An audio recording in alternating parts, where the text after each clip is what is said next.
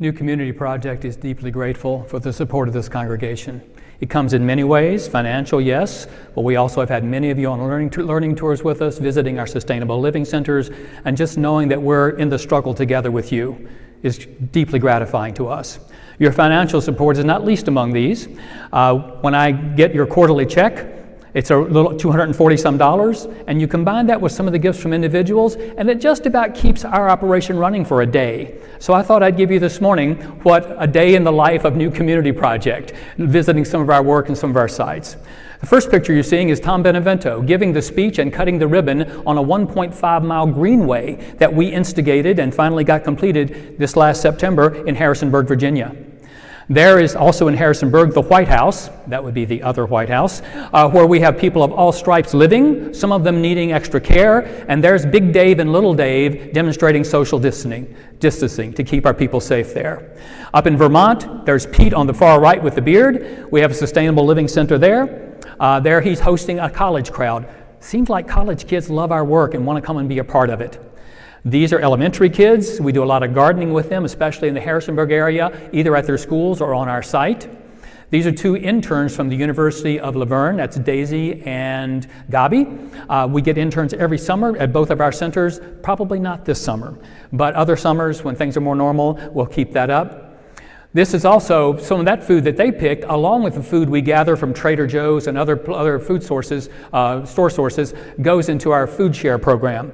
And this is a picture from maybe 2 weeks ago when we're practicing care as distributing boxes of food to dozens of needy families in rural Vermont every Sunday afternoon. In fact, last Sunday, Pete told me they gave out the last box to the last family that came by. We also join in activism and sort of public demonstrations around in the communities we're part of. There's Pete's wife Katie with his daughter Bailey on the bicycle there, participating in a climate march last fall. For me, a day in my life, often I'm doing this, talking to kids, talking to a congregation, talking to a community group, talking to college kids, probably about 150 times a year. This class is fourth graders from Wheatland Elementary School near Wichita, Kansas. This was last November. I actually met with them on Thursday by Zoom for another presentation. And I get to open the mail. And often our mail has money in it. Oh yeah, don't you wish. Anyway, often our mail has money in it. This came from a 12-year-old boy named Lewis in Michigan. His mother and his brother had been with us on a learning tour. He had not, but he wanted to do his part. So instead of birthday gifts, he asked for contributions to New Community Project at his birthday probably last November or something like that. Well, since he didn't get anything for his birthday, I sent him one of our new shirts. Yeah. This was the day in Malawi when the girls received their bikes. When we were there last May, we heard that high school girls had to walk 7 miles each way to go to school. Plus, money was short because of the climate change caused food insecurity in the region, so families can't earn money from their crops. So for $110, girls get tuition and a bicycle. It was a nice day for them. This is Christina from Kabumba, Rwanda. She was initially a recipient of one of our microloans to start a small business there in her little small community, but she had bigger dreams. She wanted to go to tailoring school, so thanks to our She Had a Dream campaign last fall, she's now attending tailoring school. These are young girls who receive scholarships from NCP to go to school in the Democratic Republic of Congo. They're also taking a turn planting trees. And in Congo, they're going to plant about 25,000 trees through our support this coming year.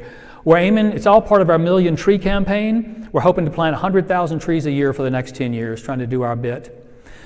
You probably saw on Facebook, some of you anyway, that we have done some COVID-19 food security relief for East Africa, Congo, Rwanda. This is in South Sudan, this picture. There's 13 tons of corn being offloaded to be ground into cornmeal, and there's some of the people that received the benefit. This is last June in the Ecuadorian Amazon. There's our group getting a cleansing ceremony from Cesario, the chief shaman of the Sekopai people. He used a combination of traditional and Christian words to give us that blessing. We also, the day before, this is day by day on a learning tour, the day before we met with Victor, 12-year-old in a Kofan community. Most of these young boys want to go to town to play video games or work for the oil company. He's decided he wants to follow in his grandfather's footsteps and be a shaman. We asked him why. He said one of the reasons was, your groups have been coming here all these years, listening to and respecting my grandfather. I realized he must have something important that he knows. There's Jimmy, our reforestation guru in Myanmar. There's one of your gurus in the same picture. And also in Myanmar down the Delta, we've been supporting women's groups for a dozen years there with microloan projects. But when you've known someone this long, it gives them liberties to ask you things they might not have before. The woman on the left, her name is Mar Nguyen. 2 trips ago, after our dinner, she pulled me aside and said, "Can you tell me, why are some people in the world so rich and the rest of us so poor?" This past year we were there, her question was, how do we keep the waters from rising? We need to hear these questions. Last sequence from Nepal. There are some people in that photo that you recognize. We were there in the Sindapulchak district for the first time in 2016. These are women who've been trafficked in previous part of their life. Now they're back trying to make a go of it in their home village. You can also see it's just right after the earthquake. It was not a happy time. 2 years later we were there, 2018. We provided some microloans for the women to get back on their feet economically, but also to kind of recuperate themselves in the eyes of the community. They can show the community we're not just who we used to be. And then this is from this past January. These 3 girls, Regina, Muni, and Kabita. Regina on the left, these are girls we support with scholarships through Give a Girl a Chance. Regina on the left was telling us a little about herself. At one point she said, "And I haven't seen my mother for a year and a half. She had to go abroad to work." Then she just buried her face in her scarf and started to weep. This is really why we do this, so that young women have an opportunity to succeed and can have a life of fullness with their parents and their mothers fully intact. These are the things that many people in the world are missing, and we together can take a try at replacing. Thank you very much.